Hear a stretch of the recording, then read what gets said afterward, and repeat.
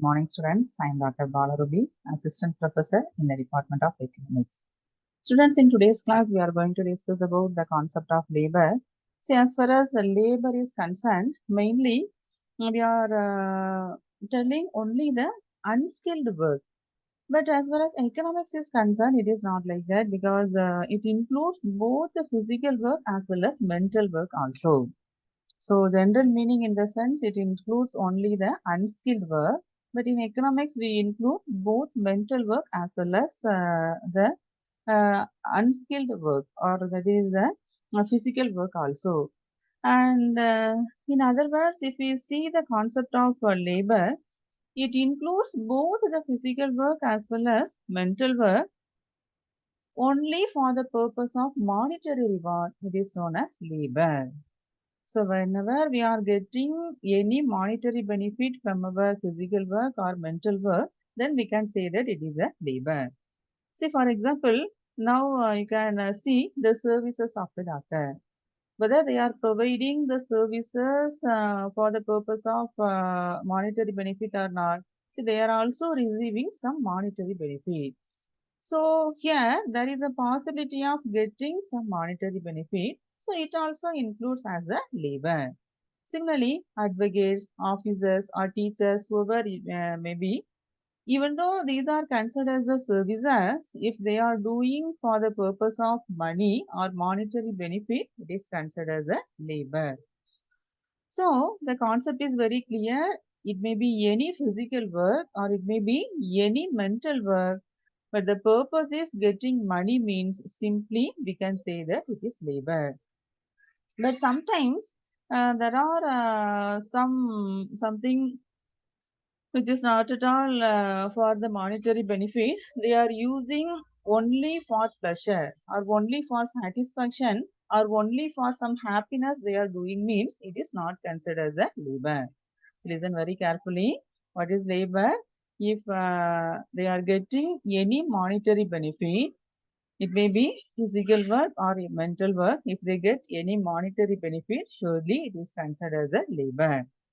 Or sometimes if they are doing some work for getting some pleasure or satisfaction, it is not considered as a labor.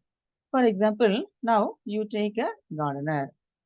See, a gardener is getting some income from other garden means it is considered as a labor. But if the same work is done by him in his home garden, it never considered as a labor. Similarly, you take a teacher. If a teacher teaches some lessons or something to the students in any institution, they are getting some monetary benefit. So it is considered as a labor. But you take the same teacher, if they teach anything to the daughter or son or any family members, they never get any monetary benefit. So we cannot say that it is a labor. So similarly, you take a doctor also. See, if he do his services for their family members, they never get any monetary benefit. So it is not a labor. But instead of that, suppose if they do their services in the hospital, they are getting some money. So it is considered as a labor.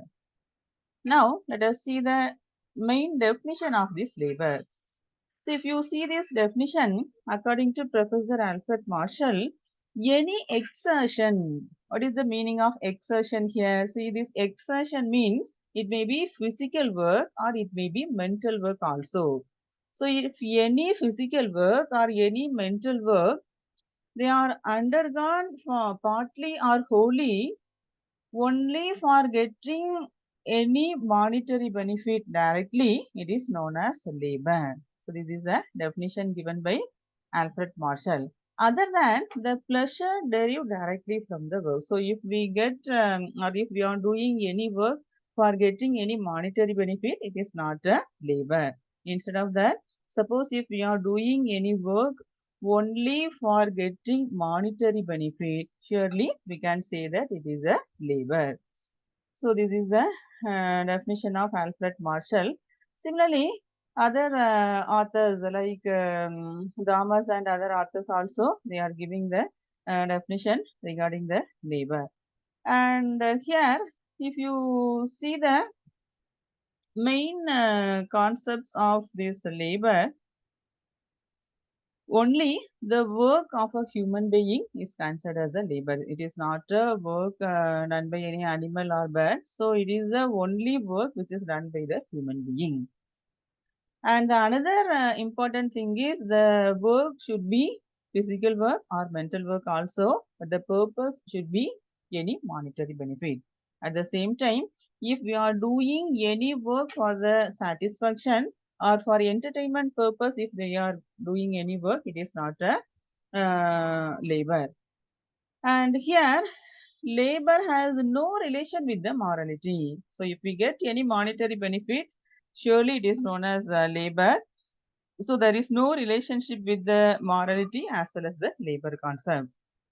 So if the same work is done by any animal or birds, it is not at all considered as the labor. So these are the important concepts regarding this labor.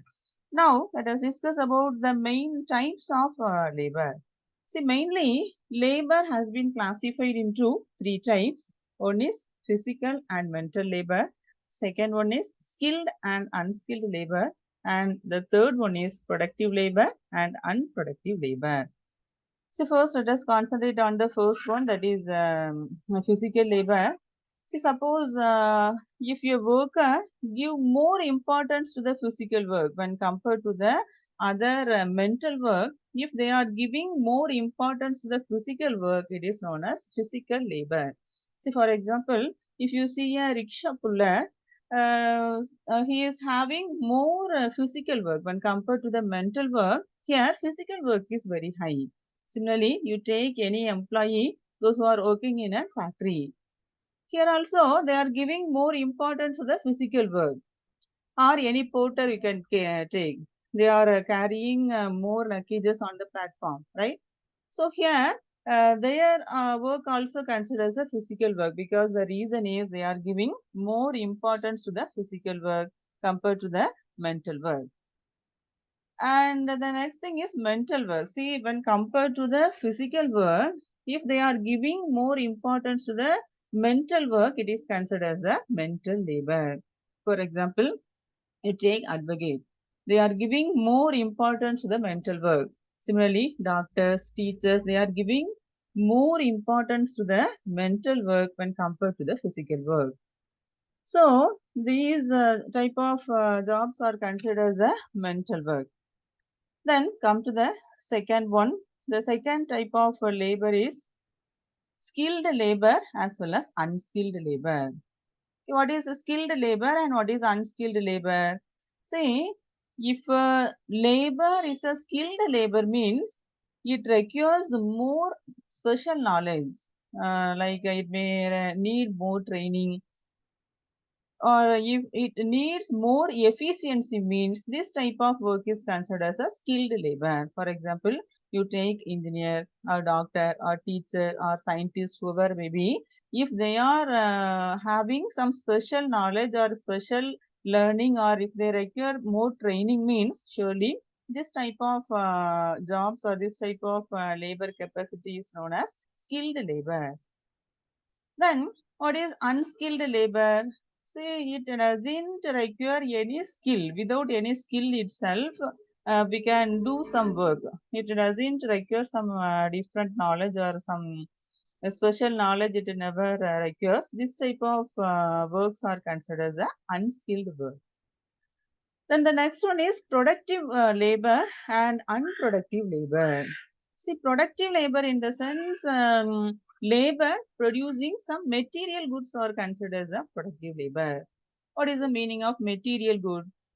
See, material goods in the sense these goods are normally tangible. What is the meaning of tangible here? See, tangible in the sense we can see the product very easily, or we can touch, we can easily transfer. So whenever we can see any labor, surely it is, or whenever we are seeing some product, these products are considered as a material product. See, car, we can see the product, we can touch, we can transfer this car from one place to another place. Similarly, shoe, building, machines, wheat, these are some products we can see, we can touch as well as we can transfer easily. So these products are considered as the material products. So here if any labor producing material product, it is considered as a productive labor.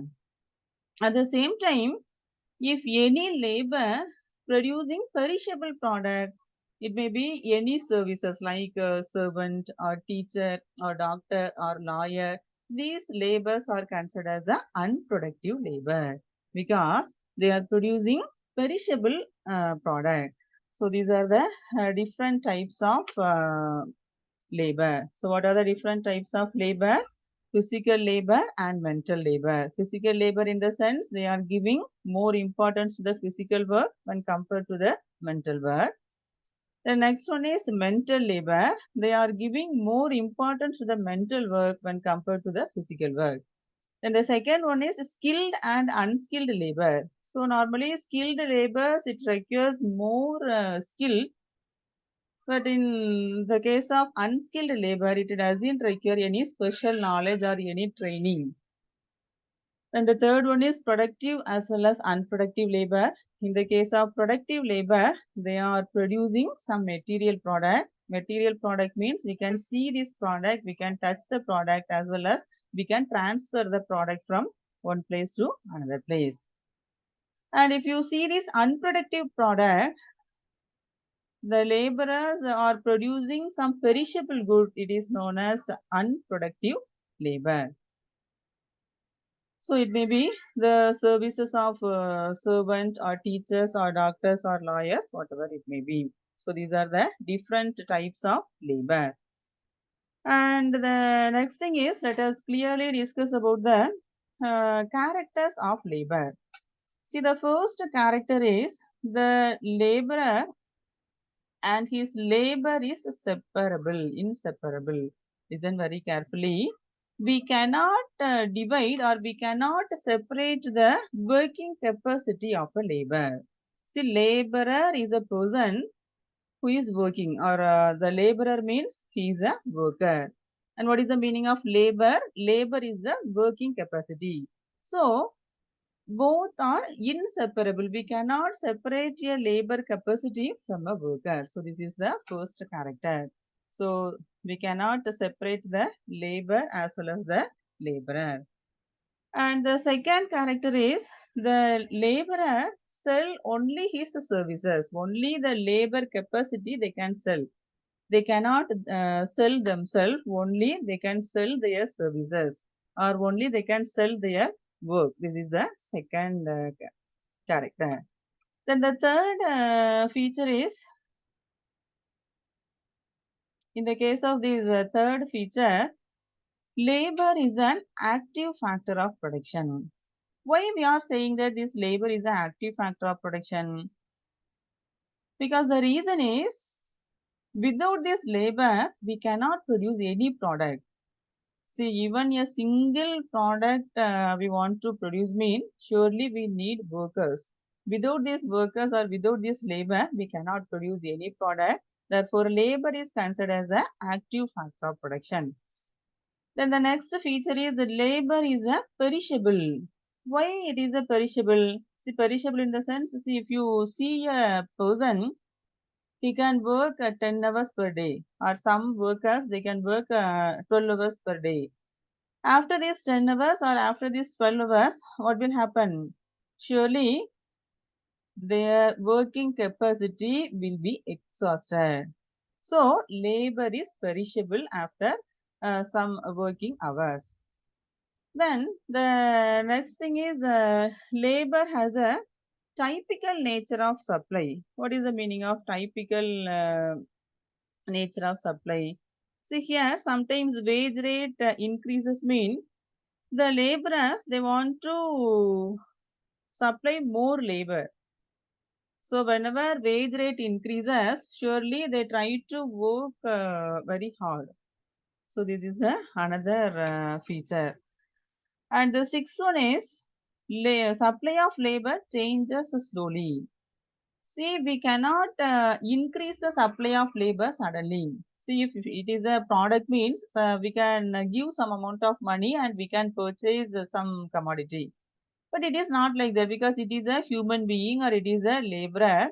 So when population increases, then only we can increase the supply of labor also. This is the sixth character. Then if you see the seventh one, labor is less mobile. See, actually there is a possibility of mobility.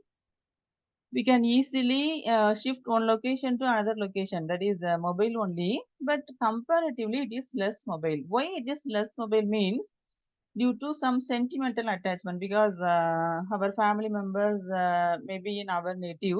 So most of the laborers, they don't want to go to foreign countries and any other places. So the main reason is sentimental attachment.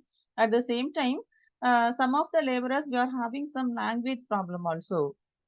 And if you see the habits as well as social customs, it is also different. So there is a possibility of mobility, but even though this labor is less mobile. And the next character is laborers differs in efficiency, because your character or your efficiency may be different. Your friend efficiency may be different. Another person's efficiency may be different. So each and everyone, we are having some different potentiality. So the laborers have some different efficiency. This is the next character. Then if you see the ninth one, quality of workers can be improved. See, today we don't have more awareness, we don't have more knowledge. But through some proper education or by giving some proper training, surely we can improve ourselves. So there is a possibility of improvement in the quality of the workers. And the next character is labor refers to human efforts only. It never includes any cattle or machine or other birds. It never includes. So labor in the sense only human effort. And the next thing is labor has low bargaining power, because sometimes the laborers, they are in a situation to compel to accept the low wages also. See, actually, it has some bargaining power because we have this much of qualification. Therefore, we are expecting some extra salary like that we can bargain. But even though in the case of some unskilled work, what is happening is normally we are in a situation to compel to accept the low wages also. So these are the important features of labor. So students, hope that you have a clear idea about the labor. What is labor?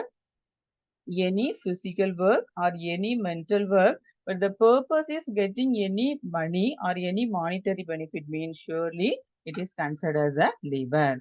And we have discussed about the main types of labor. Mainly, it has been classified into three types, and we have clearly discussed about the features of labor also.